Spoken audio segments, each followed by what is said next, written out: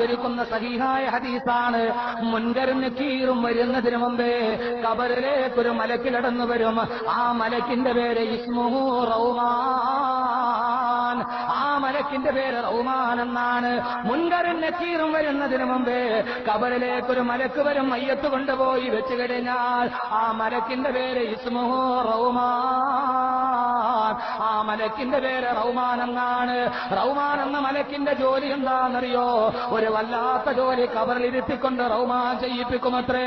ഞാൻ ഈ പറയാൻ പോകുന്നത് അന്യഗ്രഹത്തിൽ വന്ന ജീവികളുടെ കഥയല്ല, എന്റെയും നിങ്ങളുടെയും കഥയാണ് ഈ പറയുന്നത്. റൗമാൻ എന്ന മലക്ക് ഖബറിലോട്ട് വന്നു കഴിഞ്ഞാൽ ഖബറിൽ കിടക്കുന്ന ആളുടെ അടുക്കൽ വന്നിട്ട് റൗമാൻ പറയും, എഴുന്നേക്കടോ. ഖബറിൽ വെച്ച മയ്യത്തിനോട് പറയും, എഴുന്നേക്കടാ. ഖബറിൽ കിടക്കുന്ന മയ്യത്ത് ചാടി എഴുന്നേക്കുമ്പോ ഖബറിലുണ്ടാകുന്ന ആലമുൽ ബർസഖിലെ രണ്ടാമത്തെ അനുഭവമാണ്. ഖബറിൽ കിടക്കുന്ന മലക്ക് പറയും, ചാടി എഴുന്നേക്കാൻ.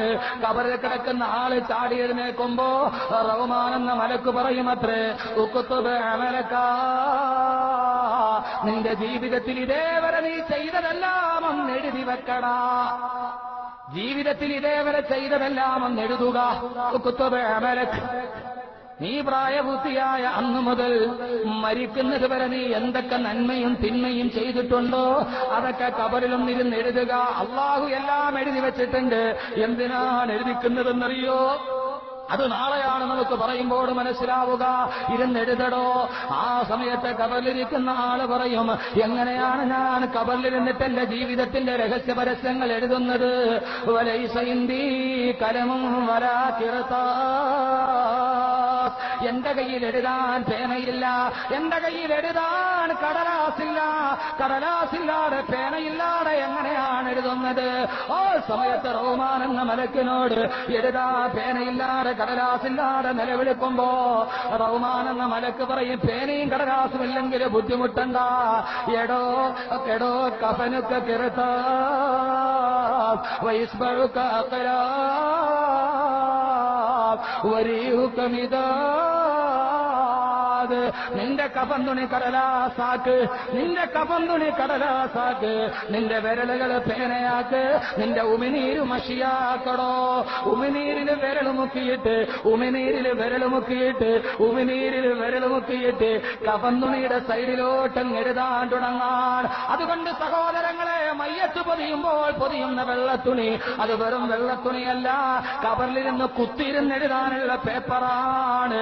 നിന്റെ നാവ് ഉമിനീരിലേക്ക് നിന്റെ കയ്യങ്ങ് തൊട്ടിട്ട് കഫന്നുണിയുടെ സൈഡിലോട്ടം എഴുതാൻ പറയുമ്പോ എവിടെയാണ് സഹോദരങ്ങളെ ജീവിതം മുഴുവനും നഷ്ടങ്ങളിലോട്ട് കടന്നുപോയ എന്റെ പ്രിയപ്പെട്ട മുസ്ലിം ചെറുപ്പക്കാരാ? കല്ലൂര് ജുമാ മസ്ജിദിന്റെ മിനാരത്തിൽ നിന്ന് മഗ്രിബിന്റെ ബാങ്ക് മുടങ്ങുമ്പോ ഒരു ടൂ വീലറും എടുത്തുകൊണ്ട് ബാർ ഹോട്ടലിന്റെ പിന്നാമ്പുറങ്ങളിൽ ചെന്ന് നേർന്ന് പിടിക്കുന്ന ഗ്ലാസുകളുമായി ചിയേഴ്സ് വിളിച്ചെന്റെ പ്രിയപ്പെട്ട മുസ്ലിം ചെറുപ്പക്കാരാ,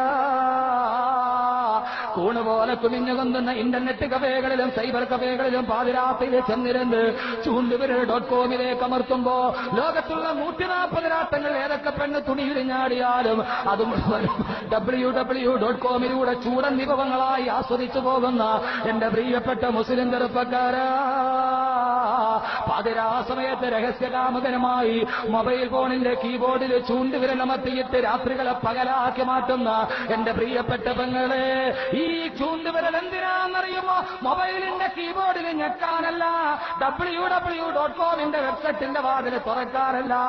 ഈ ചൂണ്ടുവിരൽ വെച്ച് നിന്റെ കവന്തുണിയുടെ അറ്റത്ത് നീ എഴുതണം. നീ മദ്യപിച്ചെങ്കിൽ, നീ പലിശ മേടിച്ചത്, നീ അന്യനെ വഞ്ചിച്ചത്, നീ കള്ളം പറഞ്ഞത്, നീ ചീട്ട് കളിച്ചത്, നീ പലിശ വാങ്ങിച്ചത്, മറ്റൊരുവന്റെ ഫസാദ് പറഞ്ഞത്, കളവ് പറഞ്ഞത്, എല്ലാം പ്രായപൂർത്തിയായ അന്നു മുതൽ അവൻ മരിക്കുന്നത് വരെ സർവ്വതും അങ്ങ് എഴുതാൻ തുടങ്ങുമ്പോ ഇത് കേട്ട സഹാബത്ത് ചോദിച്ചു, പത്ര നബിയെ, അള്ളാഹുവിന്റെ തിരുദൂതരെ, അള്ളാഹുവിന്റെ തിരുദൂതരെ, ആ മനുഷ്യന്റെ ജീവിതത്തിന്റെ തുടക്കം മുതൽ ഒടുക്കം വരെയുള്ള സർവ്വകാര്യങ്ങളും അവൻ ഓർമ്മയിരിക്കുമോ? അള്ളാന്റെ റസൂല് പറഞ്ഞ അതേക്കെ യൗമിൻ വാഹിദിൻ, ഒരൊറ്റ ദിവസം അവന് സംഭവിച്ചതുപോലെ ഓർമ്മയിരിക്കുമെന്ന് നബി മുഹമ്മദ് റസൂലുള്ളാഹ്. നാലാമത്തെ ജീവിതത്തിന്റെ അവസ്ഥയാണിത്. ഒന്ന് സഹോദരങ്ങളെ ഓർത്തു നോക്ക്, ആ സമയത്ത് നമ്മുടെ അവസ്ഥ എന്താ? പാതിരാവിന്റെ നിശബ്ദതയിൽ ചെയ്തതുപോലെ കപന്തുണിയിൽ എഴുതി വെക്കണം.